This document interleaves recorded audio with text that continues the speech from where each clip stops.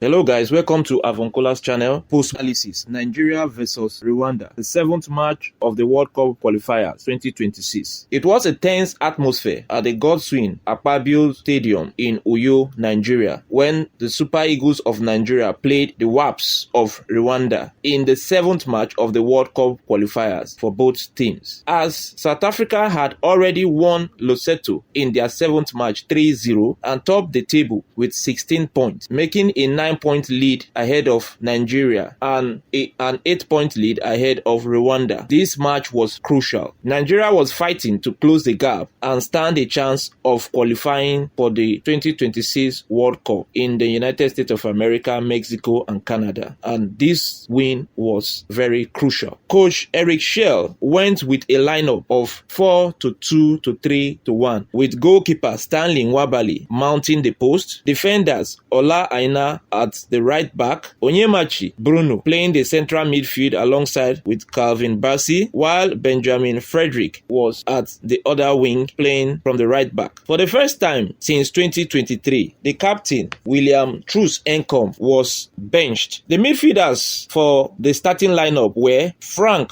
Onyeka and Wilfred Ndidi as defensive midfielder. In the attacking midfield were Simon Moses operating from the right wing, Alex Iwobi as an attacking midfielder, and Ademola Lookman as the left wing midfielder, with Victor Osimhen as the sole striker. Rwanda, on the other hand, went with a 5-4-1 formation, with goalkeeper Fiancre Onkwari mounting the post. The defenders include Fitina Omborenga, Fanuel Kavita, Thierry Manzi, Ange Mutsinzi, and Claude Niyo Mugabo. The four midfielders include Gilbert Mugisha, Bonheur Mugisha, Unjihad Bizimana, and Ali Enzo Hamon, with the sole striker being Innocent Unshiti. In the 26th minute of the first half, Stanley Nwabali, the goalkeeper of Nigeria, and the striker of Rwanda, Innocent Unshiti, were booked yellow card for attempting to fight. Both players were seen pushing each other, with Stanley being furious of Unshiti pushing him first. In the 36th minute of the gameplay, Nigeria did their first substitution when Victor Osimhen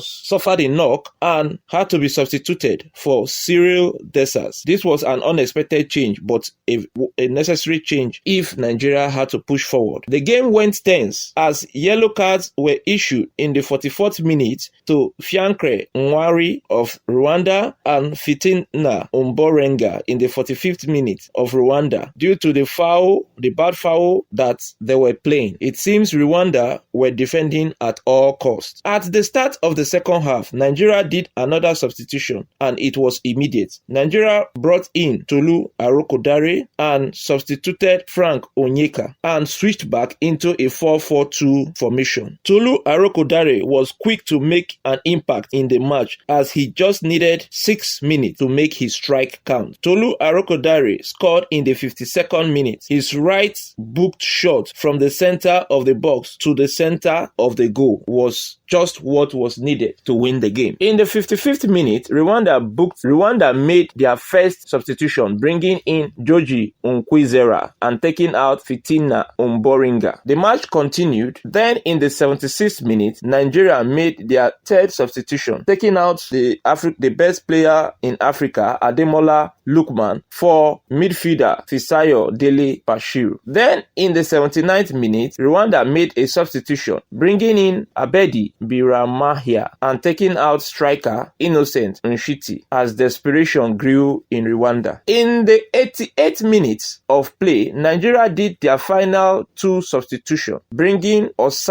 Bright Osai Samuel to play in the right back position as Ola Aina was substituted out. Then William Truss Ekong was substituted in while Cyril Dessers was substituted out. The tactics was to defend the victory as the game was was winding down. In the 90th minute, the final whistle was blown and Nigeria won the game 1-0. A big relief for the Super Eagles fan and for the Super Eagles themselves. But it seems that the Super Eagles still have a mountain to climb if they must qualify for the 2026 World Cup in the United States of America. A victory against the South Africa, Bafana of South Africa, is non-negotiable. But with the Super Eagles struggling to score goals, this may be an uphill task, but not impossible in Freetown, South Africa. Super Eagles have won 2 matches out of the 7 matches they have played, and they have drawn 4 and lost 1. But their counterparts, South Africa, whom they are going to play next, have won 5 matches out of their 7, drew 1 and lost 1. If Nigeria are serious to qualify for the World Cup, they have to win all 3 matches that is left. Update about the Super Eagles of Nigeria and their World Cup qualifying chance. Subscribe to our channel, Avoncola's Production and Avoncola Movie. On behalf of the management team of Avoncola Services, we want to thank you for watching this particular episode to the very end. We hope to see you in subsequent episodes. It is goodbye from us for now. Thanks at Avoncola's Production and Avoncola Movie. Copyright Avoncola Services. I remain your sport analyst and presenter, Achebulu Joinwojo David. Until when next we meet, it is goodbye for now. Thanks.